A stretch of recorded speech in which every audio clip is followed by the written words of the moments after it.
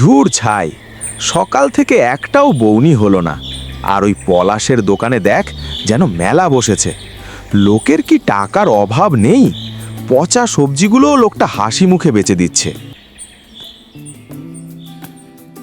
ও দাদা, এই বেগুনের কেজি কত? সকাল থেকে এখনো বিক্রি হয়নি, এর কাছ থেকে এসব আদায় করে নি। 80 টাকা কেজি, একদম। কি বলছেন দাদা? পাশের দোকানে পলাশ ভাই তো 40 টাকায় দিচ্ছে, আর আপনার বেগুনগুলো তো শুকিয়ে গেছে। 80 টাকা কেজি, একদম। নিলে নিন, না নিলে রাস্তা মাপুন। তা বলে দাদা এত বেশি? আরে যান তো যান, পলাশ পচা মাল বেচে তাই সস্তায় দেয়। আমার এগুলো হাইব্রিড ভিআইপি বেগুন, পোষালে নিন, না হলে ভাগুন। না না, তাহলে থাক দাদা, আমি নেব না। ধুর চাই, আর একটা খদ্দার পলাশের জন্য চলে গেল। যবে থেকে এই বেটা পলাশ এখানে দোকান বসিয়েছে, একটাও খদ্দার হয় না। যা, বাড়ি যাই, আর ভালো লাগে না। পলাশ ভাই, আমাকে 1 কেজি টাটকা বেগুন আর কিছু ধনেপাতা দাও তো। অবশ্যই দিদি, এই নিন, একেবারে ক্ষেত থেকে ভরে তুলে আনা। দাম নিয়ে ভাববেন না, আপনি পুরনো কাস্টমার। তোমার ব্যবহারটাই আসল ভাই। ওই বিকাশের যা মুখ, কেউ ওর দোকানে যাবে না। বেটা পলাশ, তোর এতবার বেড়েছে? দাঁড়া, তোর হাসি আমি বের করছি।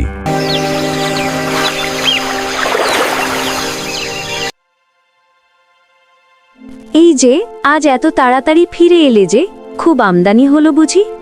দূর, আমদানি একটা টাকাও আমদানি হয়নি আজ।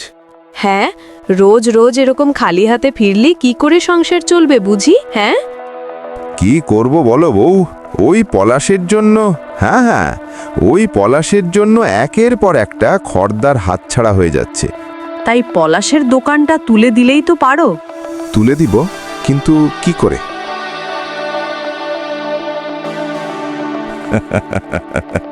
সত্যি সত্যি কি বুদ্ধি তোমার গিন্নি! এবার দেখ বেটা পলাশ, তোর কি অবস্থা করছি।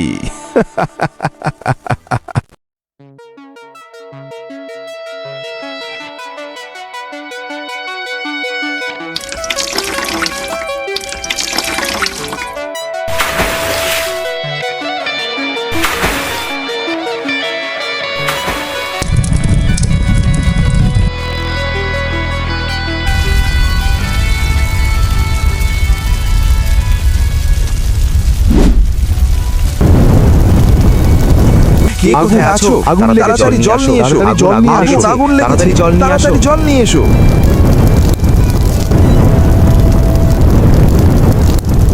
হায় হায়, আমার দোকানটা পুরে ছারখার হয়ে গেল। হে ভগবান, তুমি এটা কি করলে? আমার সব শেষ হয়ে গেল, সব শেষ। এই দোকানটাই তো ছিল আমার একমাত্র ভরসা। এই দোকান দিয়েই আমার সংসার চলতো। আজ আমি পথে বসে গেলাম। কেঁদো না গো, কেঁদো না। কেঁদে কোনো লাভ হবে বলো? এখন তুমি ভাবো, এখন আমরা কি করব? কি আর করব? এবার আমরা না খেতে পেয়ে মরব। হায় ভগবান!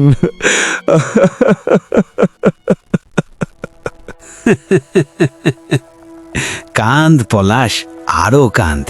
তুই যতই কাঁদবি, ততই আমার লাভ। কি যে হবে কি জানে। ওই দোকানটার জন্যই তো আমাদের সংসার চলতো। কি করে যে দোকানটায় আগুন লাগলো? আগুন তো নিজে থেকে লাগেনি, লাগানো হয়েছে। লাগানো হয়েছে মানে? বুঝতে পারছো না? ওই বিকাশ তোমাকে হিংসে করে। আমার মনে হয় ওই পরিকল্পনা করে আমাদের দোকানে আগুন লাগিয়েছে। হ্যাঁ, হতে পারে, হইতেই পারে, কিন্তু কোনো প্রমাণ ছাড়া আমরা কি বা করতে পারি বলো গিন্নি? এবার আমাদের সংসার চলবে কি করে? এত ভেঙে পড়ছো কেন? দোকানটা নেই তো কি হয়েছে? আমরা সেই রাস্তায় বসবো, দেখবে আমাদের খদ্দারের কমতি হবে না। হ্যাঁ হ্যাঁ গিন্নি, ঠিক বলেছ, একদম ঠিক বলেছ। কাল থেকে আবার নতুনভাবে শুরু করব। কি ওই পলাশ, আমার বুদ্ধিতে কেমন যুদ্ধ হলো বলো?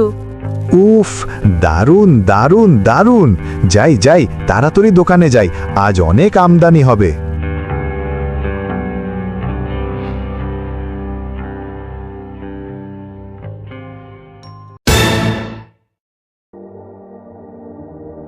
কি দোকান পুড়িয়েও বেটাকে যুদ্ধ করা গেল না দেখতে পাচ্ছি। এত রাস্তায় দোকান বসিয়ে নিয়েছে, যা ভেবেছিলাম তার উল্টো ফল হয়ে গেল। এই যে দেখছি আগের থেকেও বেশি ভিড় জমেছে। দূর দূর।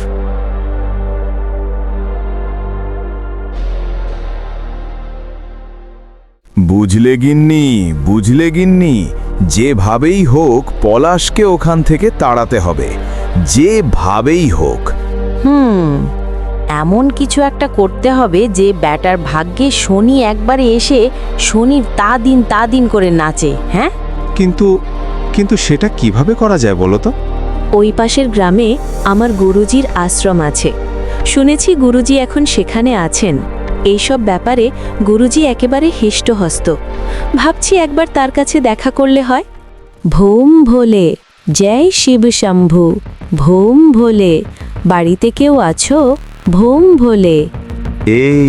এই কেউ ডাকছে মনে হচ্ছে, চলো তো গিয়ে একবার দেখি।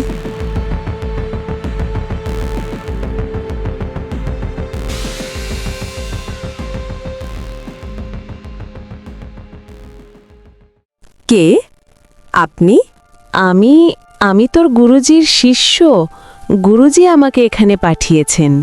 কি গুরুজি পাঠিয়েছেন? জয় জয় গুরুজির জয়।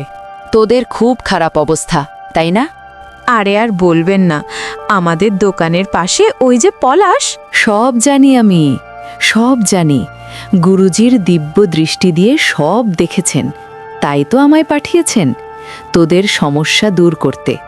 শোন, তোদের ঘাড়ে শনি আছে, সেই শনিকে তোদের ঘর থেকে তুলিয়ে পলাশের ঘাড়ে তুলতে হবে।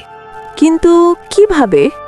এই নে, আমার কাছে এই 13টা মন্ত্রপুত লেবু আছে। এই এক একটা লেবুতে তোর এক একটা গয়না ঢুকিয়ে ফেলে দিয়ে আসতে হবে পলাশের দোকানের সামনে। তাহলে পলাশের ঘাড়ে শনি এমন চেপে বসবে যে সে আর কোনোদিন এসব করে খেতে পারবে না। আজ রাতে এই কাজ সম্পূর্ণ করতে হবে, আর কাল সকালে আলমারি খুললে দেখতে পাবি তোর সব গয়না ফেরত চলে এসেছে। সত্যি সত্যি এটা হবে? কিন্তু এত গয়না তো আমাদের কাছে নেই। তোদের দোকান আর এই বাড়ির কাগজ বন্ধক দিয়ে যা হোক করে গয়না জোগাড় করে নিয়ে আয়, এক্ষুনি যা। সব বন্ধক দিয়ে গয়না আনবো, কিন্তু বলছি ঠিকঠাক কাজ হবে তো? তুই গুরুজিকে অবিশ্বাস করিস? গুরুজি আমাকে এই জাদু লেবু দিয়ে পাঠিয়েছেন। না না না না, অবিশ্বাস করব কেন? এই যাও না, এক্ষুনি গয়না নিয়ে আসো। যাও যাও যাও।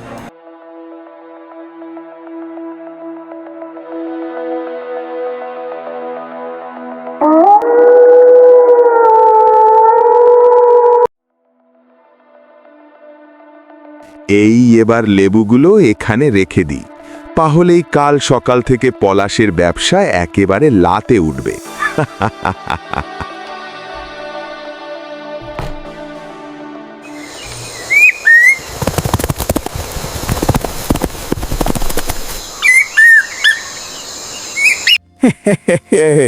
আজ থেকে এই এলাকায় একমাত্র সবজিওয়ালা হলাম আমি।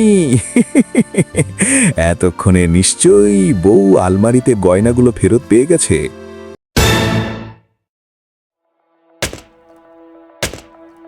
হ্যাঁ, এটা কি হচ্ছে?